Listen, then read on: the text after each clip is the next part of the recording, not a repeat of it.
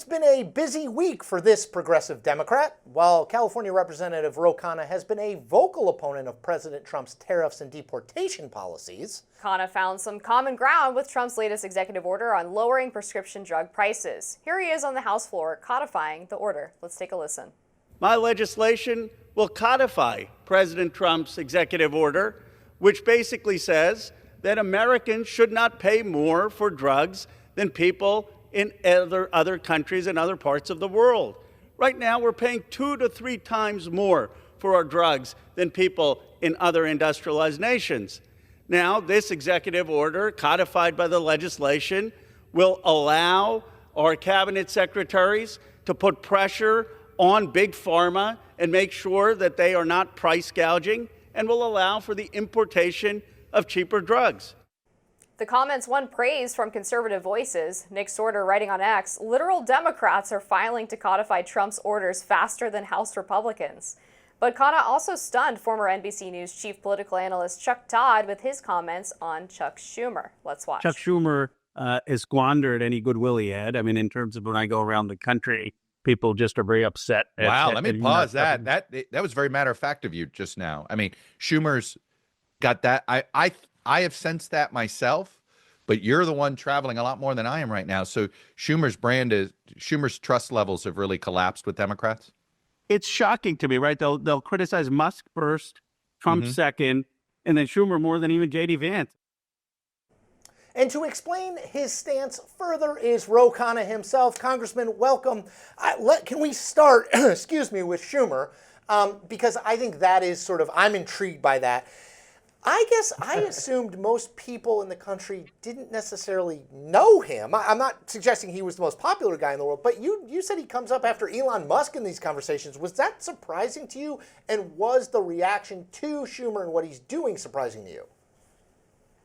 It was very surprising. Now, these were town halls a few weeks or a week after he caved on the government shutdown without getting any concessions. But people would come up and they'd be very, very upset at Elon and Doge. Of course, they'd be upset at Trump. But then there'd be a frustration at what are all of you doing in Congress, including at me, everyone. We need you to do more. But the name that would come up again and again is Schumer. If Schumer sold us out, and when I'd say, well, the old guard needs to go, we need new leadership, there'd be thunderous applause. And this was a town hall after town hall. I've done now 6 or 7 of these around the country. I'm headed to Pennsylvania to do 2 this weekend. So it surprised me, but it's not manufactured. This is not beltway talk. There's real anger in the base amongst ordinary Democrats who are showing up to these town halls. Congressman, I'm going to turn over to Amber in a minute, but I want just one quick follow-up. How big a problem is the leadership vacuum in the party right now?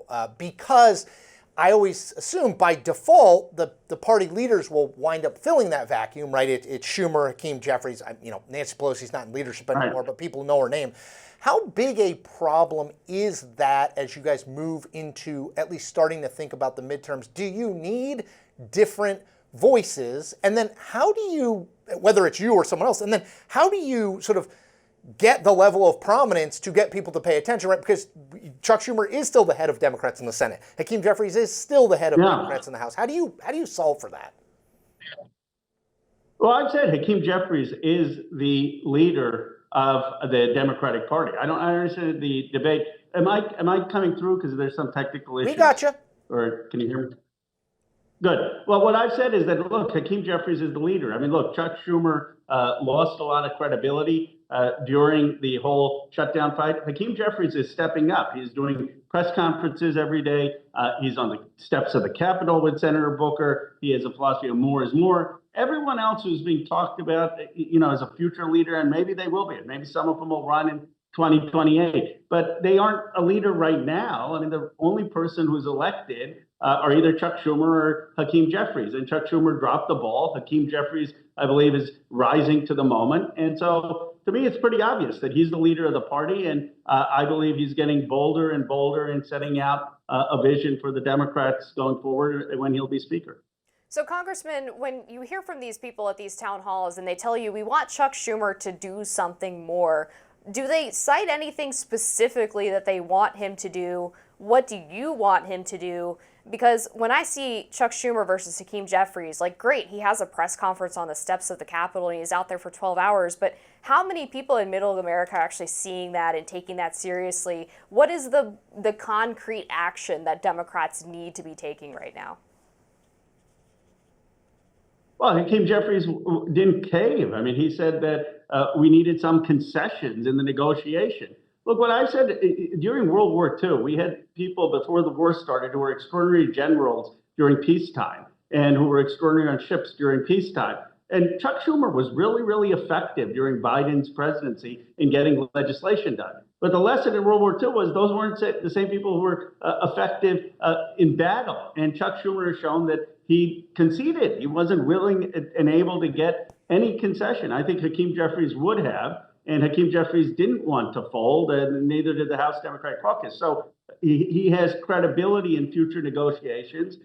He's out there encouraging people to do coordinated town halls in red districts. He's had a very aggressive strategy about targeting these 30 red districts early on with advertising much earlier than usually happens and organizing. And I really believe he's rising to the moment. I think if you ask people across our ideological spectrum, from AOC to Jared Goldman, from the New Democrats to the Progressive Caucus, you would get a sense of confidence in Hakeem Jeffries.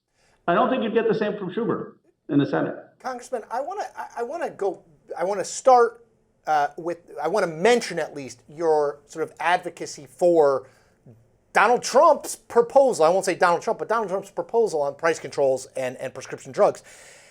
How do you, as a Democratic member of Congress with some ambitions, how do you balance handling Donald Trump? Because obviously the liberal base wants Donald Trump is terrible, Donald Trump is ending democracy every single day, and that does work to animate them.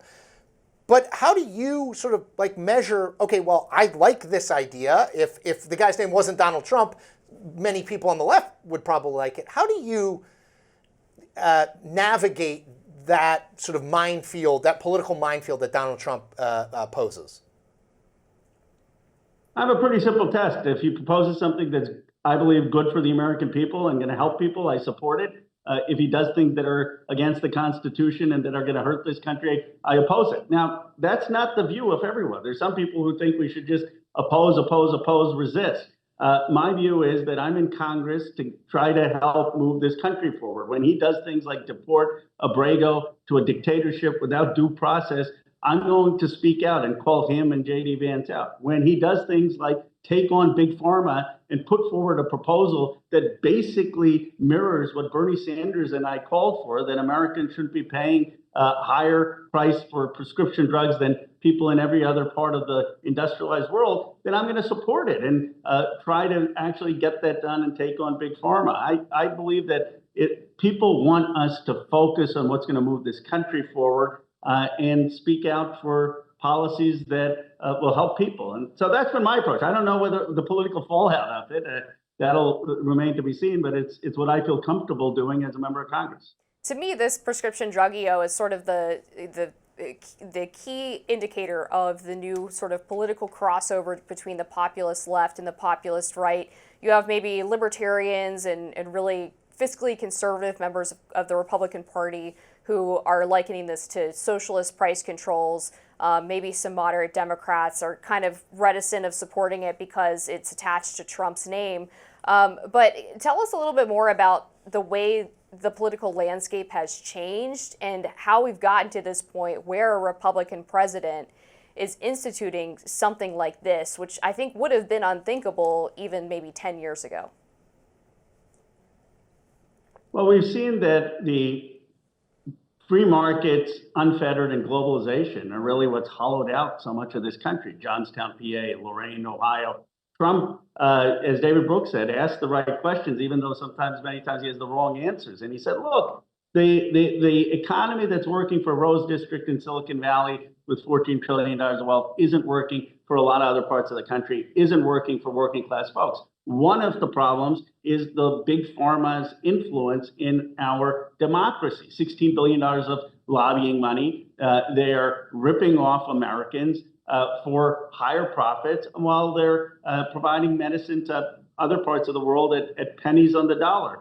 And so when it comes to something like taking on big pharma, you do have people on the right and left saying we've got to take on these special interests. And my bill has already two Republican co-leads, Representative Biggs from the Freedom Caucus, Representative Luna. There are other Republicans who've expressed an interest, Representative Capter on the Democrats from Ohio. And this is the hope for, one of the hopes for our politics is that we may have a more working middle class focused economic agenda. And that's good. You need bipartisanship to have anything done in the long run.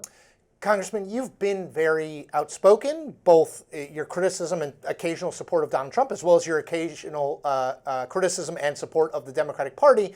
I have a very simple question. Are you thinking about running for president in 2028?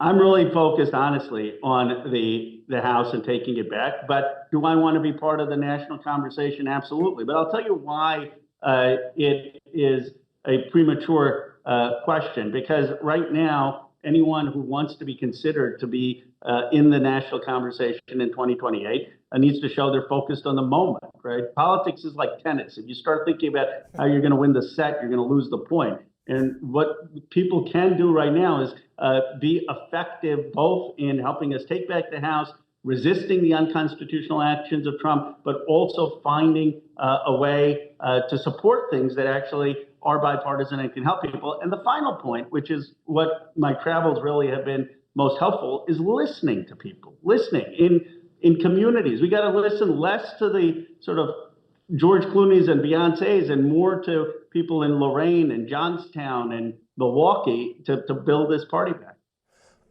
So that wasn't a no, and I like your tennis analogy because I never had to worry about winning the set. I always knew I was going to lose the set. I just had to try to win a point. But we take your analogy; it is effective. Congressman Khanna. Look, I don't know the last time an Indian American Hindu House member has won the presidency. I don't know. I have to go back. I don't think it's happened for a long time. We'll go through the history books. The impossible is now that Donald Trump and Obama have shown sort of the more unpredictable, the more likely the outcome. So the key, my prediction is whoever the pundits predict for 2028 will not win, and it'll be like The Rock or someone else will come out and surprise everyone. Yeah, I think you're right. All right, Congressman, thanks for joining us as always. We appreciate it. Thank you. Thanks. All right. Democrats have convinced one of their colleagues to pause his impeachment efforts against President Trump. We'll get into that next.